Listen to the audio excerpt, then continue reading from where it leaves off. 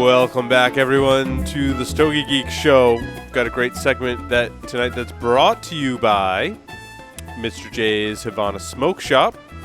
That's right, located just down the street here. They've got an outstanding selection of premium handmade cigars. It's interesting, they have cigars that we can't yet talk about because they're already sold out. In fact, I'm not even sure. I'm sure they've gotten more of the J. Grotto anniversary in, but the last I checked, they were sold out of those. So we're going to have some more updates from Mr. J's Havana Smoke Shop, in the coming weeks about their supply and some special cigars and things like that. So make sure you stay tuned. They've got a lot of really awesome things going on down there at Mr. J's Havana Smoke Shop. So.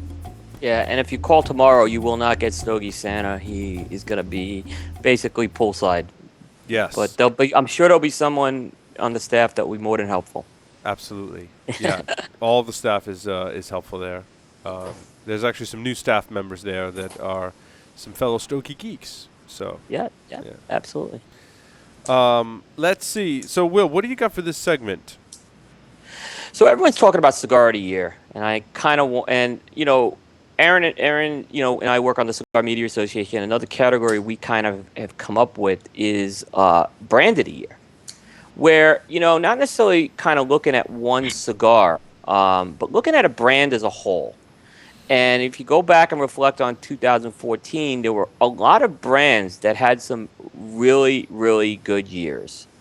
And I figured we could kind of go a little bit around the horn and kind of talk about what some of those are. I'll kick it off. Because I have been very, very high on Davidoff this year. That was mine, dude. You stole it. Well, but I think we could have some good discussion on it. No, I'm just kidding. All right. So, and I think this has been a culmination over a few years that we are seeing this company, and it's coming from the top. It's coming from their CEO, Hans Christian Hosgaard. It's coming from Jim Young. It's coming from Henke Kellner. It's coming from guys like Dylan Austin in marketing. They're putting a package together like no other company's doing right now. They've got some innovations going on with their blends. We talked, when I was talking earlier about that Rojiza wrapper, they have a Yamasa wrap. So they're doing a lot of things with hybrid seed experimentation, which is helping them get an innovative edge. Their packaging has been, again, cutting edge. You look at the year of the horse, and the cigars have been fantastic. There's Royal Salomonas, Paul, which we could, I know that's one you like. I really love the Art Edition.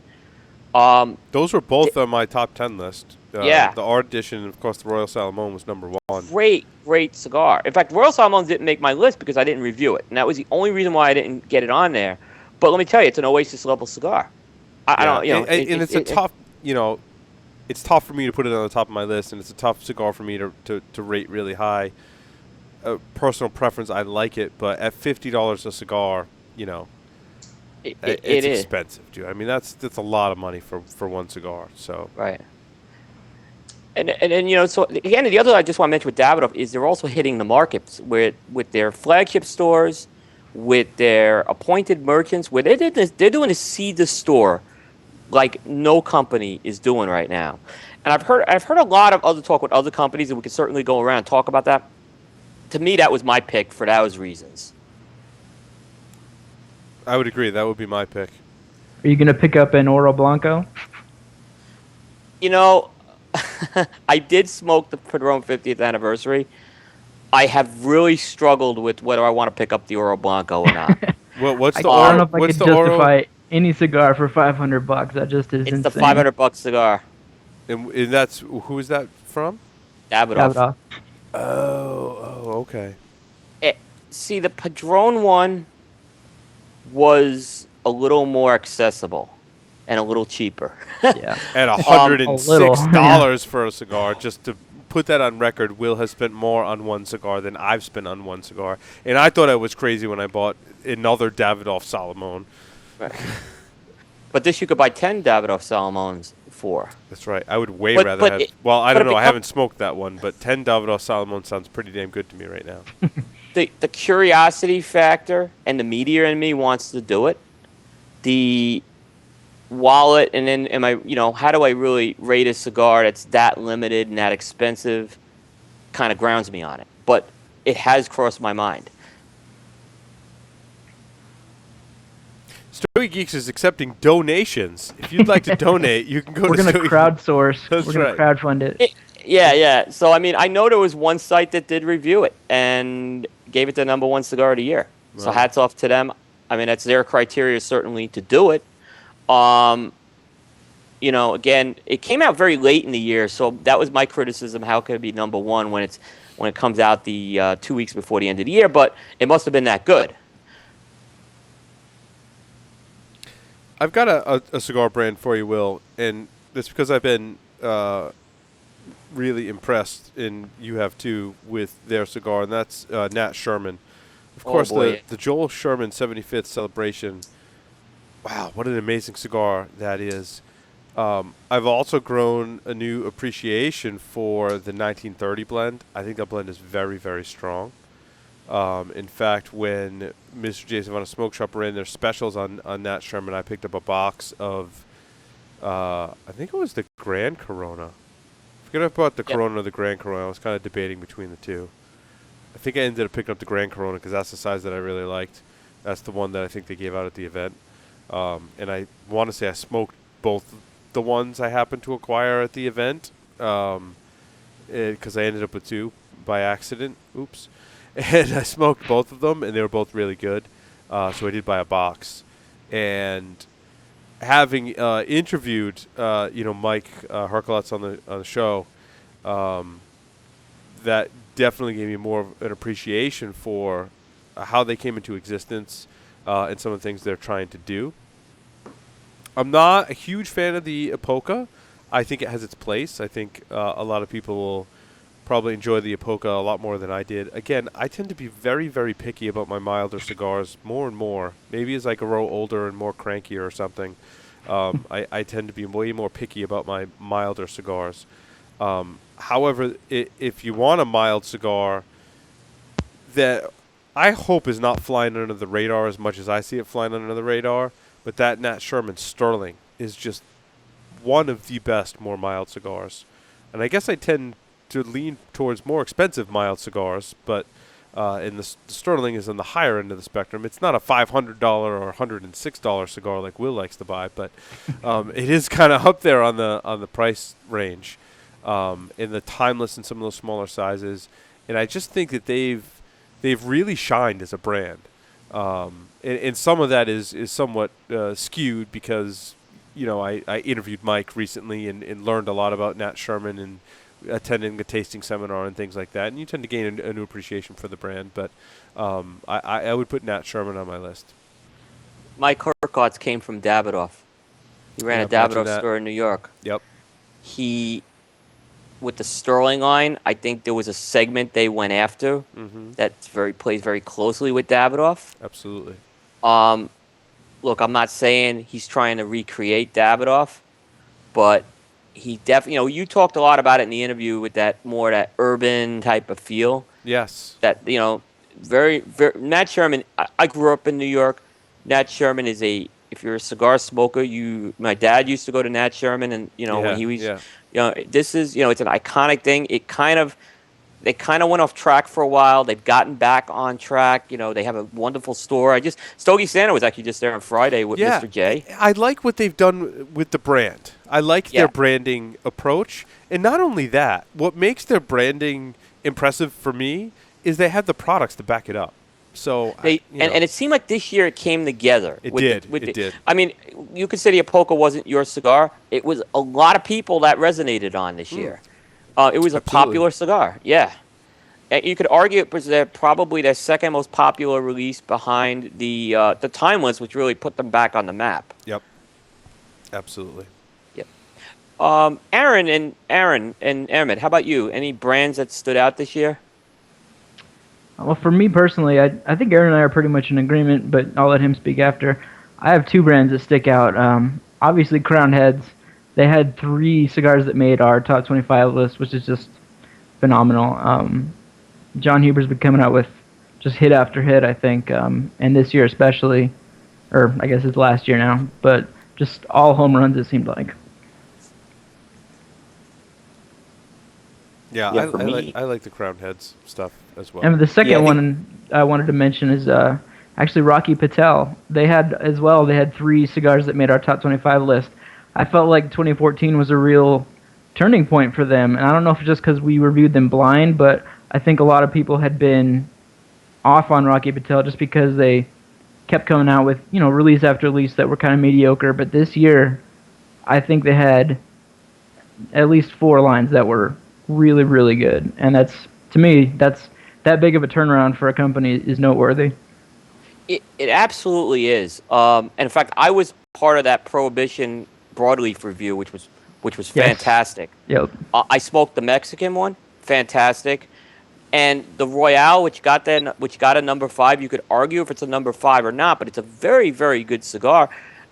I think this is the thing, and I always hear people go back, "Oh, Rocky's not consistent." Yeah. Here's the thing: Rocky's now starting to vertically integrate. He's starting to source tobacco. He's growing now. He's not having to Exactly. source it.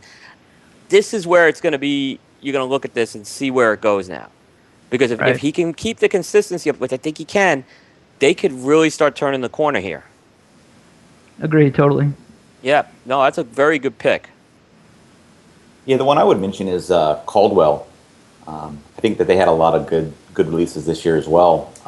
He broke away from Christian Aroa and started putting out some really good stuff. And I think a lot of the communities that I'm a part of, that it really created a lot of buzz. Even the junior varsity line that he had, that's more of a Yes. budget friendly line. I think across the board, I think everything was pretty good, and there's very different cigars. So you may not like all of them, but there's going to be something in those lines that somebody can find that they'll like. And I think that that's something that brands should aspire to.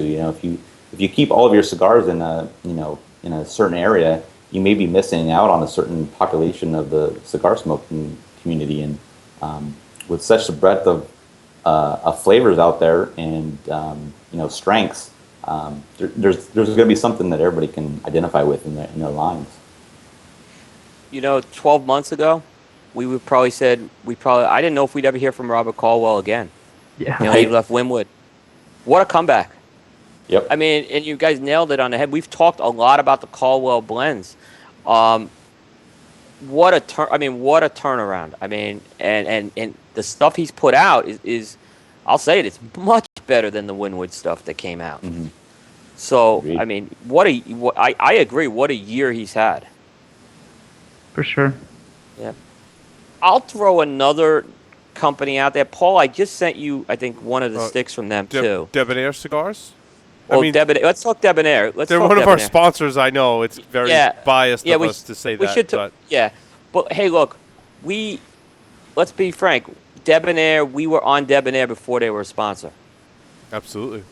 Stogie Santa, the story is this, and if you haven't heard this story, I met Stogie Santa at the 2013 IPCPR, and we hit it off. I had never met him before. I was a listener to the show. Stogie Santa came hunting me down, saying, you have to try this cigar, right? And he hands me the Debonair Seguida. So I said, Mark, I can't smoke this. I'm shot, right?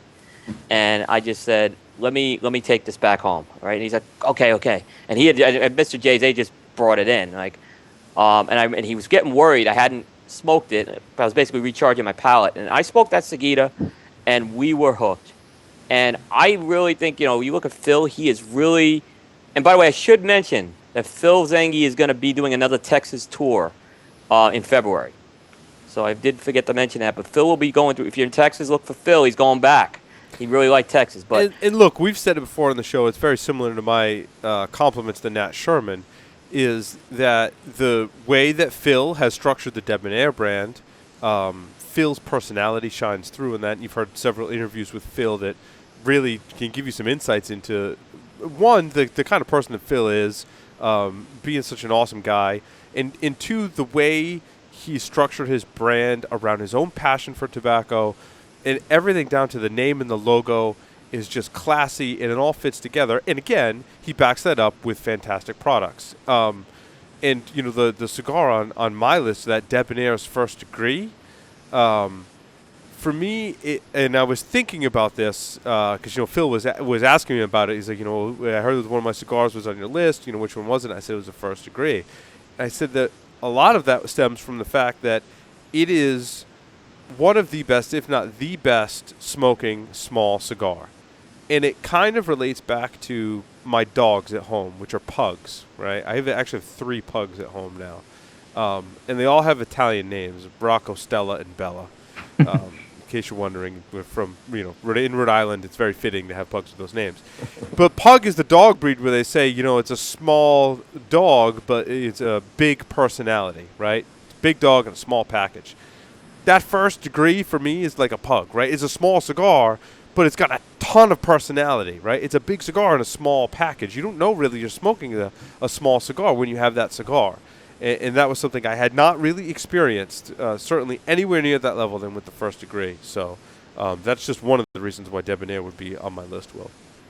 No, and I agree. And the Maduro, which was my top Maduro of the year, I love that Maduro. Yep. Like I said, I know Phil's a sponsor, but that Maduro, I tell you what, I actually wanted to send that for the blind review because I was that confident. I just didn't have any left. It's all the same we size. We smoked them all.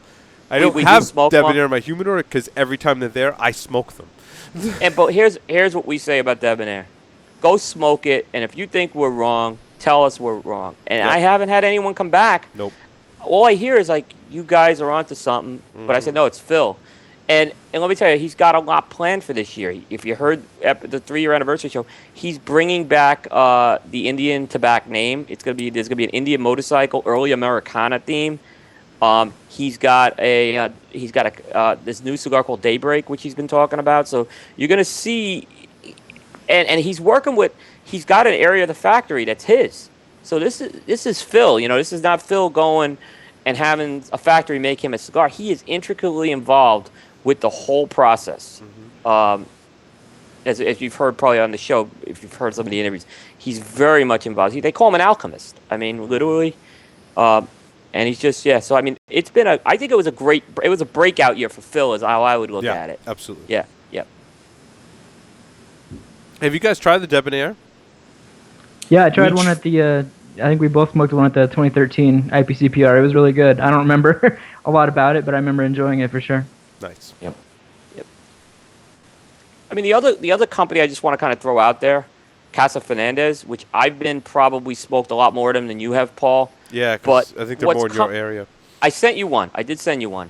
Okay, It's the white band box press. The anniversary. I definitely haven't smoked it yet.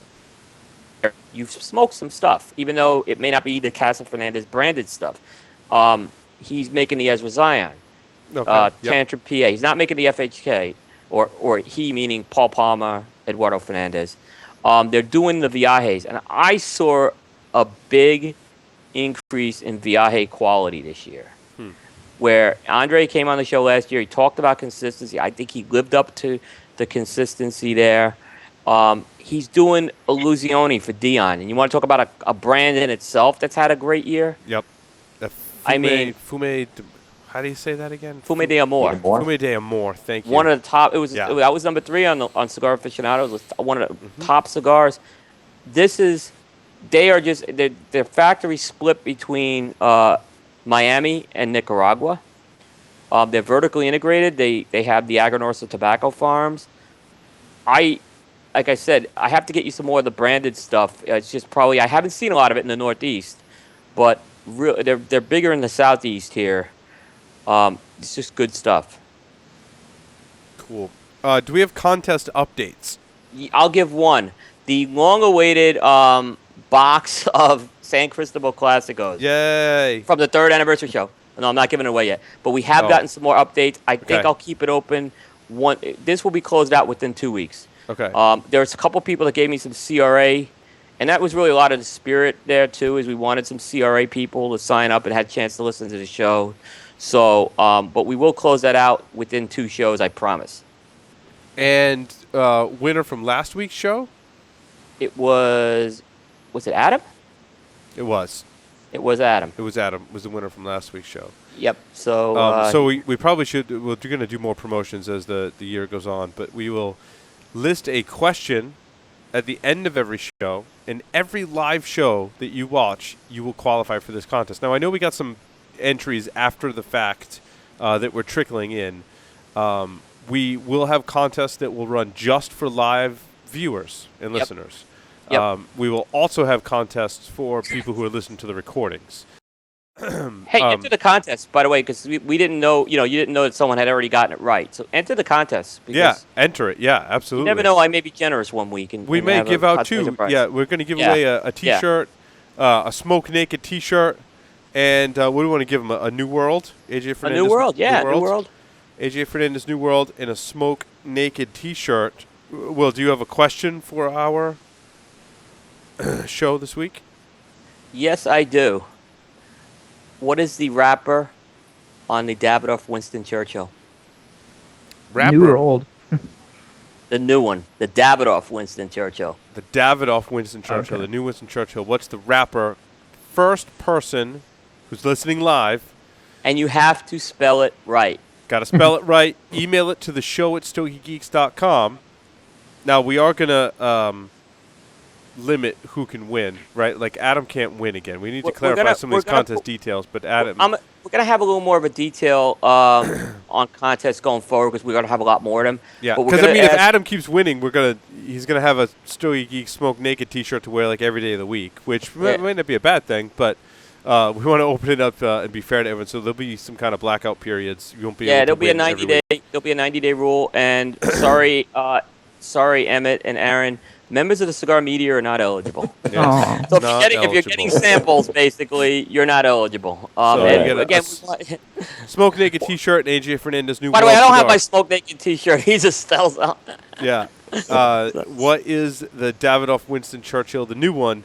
What is the wrapper? Got to spell it right. Email it to the show at StokeyGeeks.com. First person to do that will win. Now, typically that's going to go to a live viewer because they're watching live and they just heard me say that.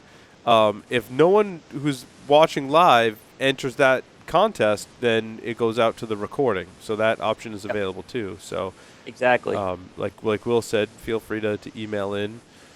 Maybe we should collect those emails and randomly draw people who entered the contest that didn't win. Yeah, I'm thinking we randomly do something. So we did get some entries after the fact. So we did get some, and we really appreciate the folks who submitted those entries. So thank you. Awesome. Well, thanks Aaron and Emmett from Blind Man's Puff for coming on the show this evening. It was great to meet you guys. I look forward to doing the blind review with you. That's going to be fun. So definitely. Thanks for having us. Thanks, everyone, for watching this edition of the Stogie Geek Show. We'll see everyone next week when we'll have Jason Wood, president of Miami Cigars, come on the show. So stay tuned. We'll see everyone next week.